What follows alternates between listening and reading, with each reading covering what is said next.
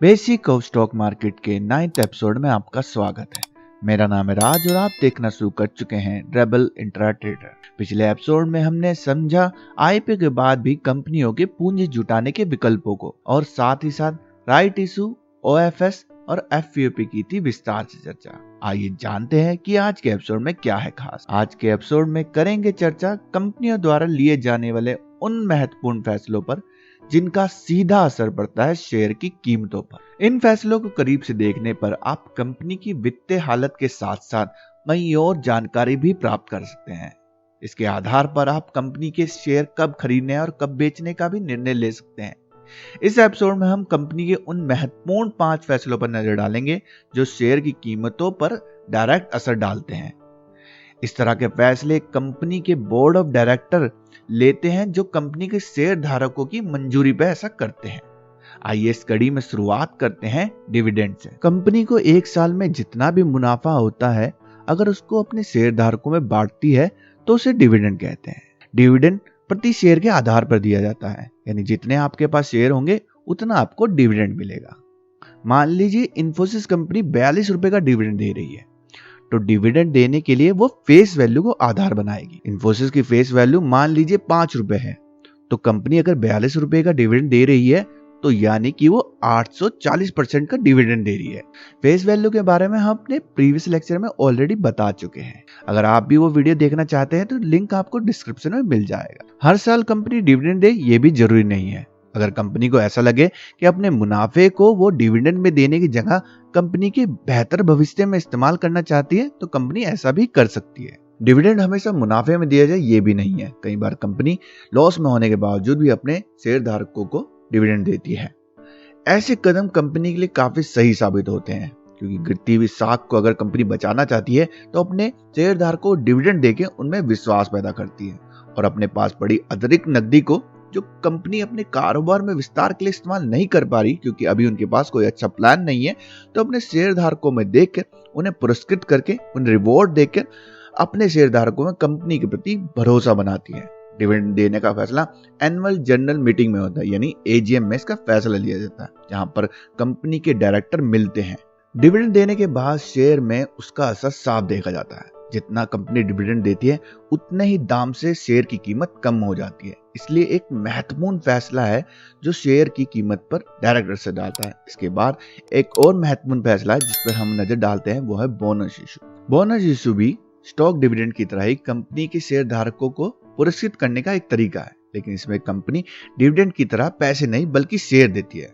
Share company अपने reserve से जारी करती है। बोनस इशू मुफ्त नहीं दिया जाता, ये अपने शेयर धारकों के उनके शेयर के आधार पर दिया जाता है, यानी आपके पास जितने शेयर हैं उसके अनुपात में ही आपको बोनस इशू यानी शेयर दिया जाएगा। आमतौर पर ये खास अनुपात में दिया जाता है, यानी 1:1, 2:1, 3:1। अगर 2:1 के आधार पर कंपनी बोनस इशू जारी करती है, यानी आपके पास अगर 1 शेयर है उसके बदले आपको 2 शेयर और मिल जाएंगे। मतलब आपके पास किसी कंपनी के 100 शेयर मौजूद है तो आपको 200 शेयर एक्स्ट्रा मिलेंगे, तो आपके पास 300 शेयर हो जाएंगे।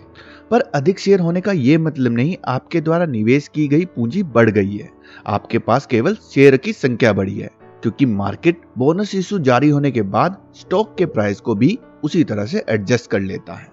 और बोनस इशू की तरह ही एक और इम्पोर्टेंट फैसला है जो स्टॉक की कीमत पर डायरेक्ट असर डालता है, वो है स्टॉक स्प्लिट, शेयर का हिस्सा बांटना। आमतौर पर यह घटना कई बार शेयरों में दोहराई जाती है, पर बोनस इशू की तरह ही इसमें भी शेयर की संख्या बढ़ जाती है, लेकिन आपकी निवेश की कीमत नहीं बढ़ेगी।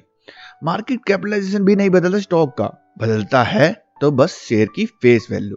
मान लीजिए किसी शेयर की फेस वैल्यू 10 रुपए है, अगर 1:2 में शेयर स्प्लिट हो रहा है तो अब शेयर की फेस वैल्यू 5 रुपए रह जाएगी।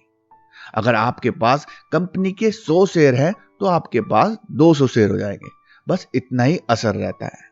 जितनी भी स्टॉक स्प्लिट होते हैं, यानी जितनी भी संख्या में स्टॉक बढ़ते हैं, उसी हिसाब से मार्केट भी स्टॉक के प्राइस को एडजस्ट कर लेता है। इस कड़ी में आगे बढ़ते हुए अगला जो फैसला है जो कंपनी के शेयर पर डायरेक्ट असर डालता है, वो है राइट इशू।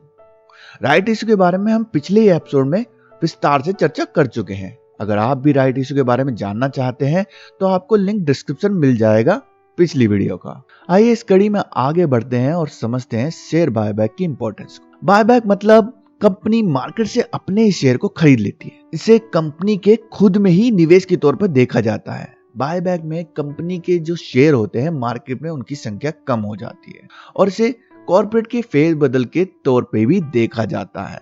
पर बायबैक की और भी बहुत सी वजह हो सकती है, आइए उनको भी समझते हैं। मान लीजिए कंपनी प्रति शेयर में मुनाफा बढ़ाना चाहती हो, या फिर कंपनी प्रमोटर का हिस्सा ही बदलना चाहती हो, और यह भी तो हो सकता है कि कंपनी किसी और को ओवरटेक यानी कब्जा करने से रोकना चाहती हो, क्योंकि जिसके पास ज्यादा शेयर होंगे वही कंपनी का मालिक होगा। इसके साथ बायबैक से यह भी प्रदर्शित होता है कि प्रमोटर में बहुत आत्मविश्वास है अपनी कंपनी की तौर, और मे भी ये भी हो सकता है कि कंपनी अपने गिरते हुए शेयर की कीमत को रोकना चाहती है।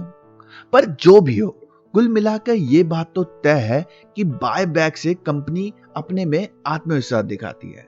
इससे एक पॉजिटिव साइन जाता है मार्केट में, इसलिए इसकी घोषणा के बाद शेयर की कीमत में उछाल आ जाता है। बाकी सभी फैसलों के विपरीत ये एक लौता फैसला है जिससे मार्केट में शेयर की कीमत बढ़ती। आज के एपिसोड में हमने 5 उन फैसलों के बारे में बात की जो शेयर की कीमत पे असर डालते हैं। अगर आपके पास कोई शेयर है या आप किसी शेयर को खरीदना चाहते हैं तो इन फैसलों पे आपको जरूर से जरूर नजर रखनी होगी, क्योंकि इनके अनाउंस होने के बाद आपकी शेयर की कीमत में बदलाव आना लगभग तय है।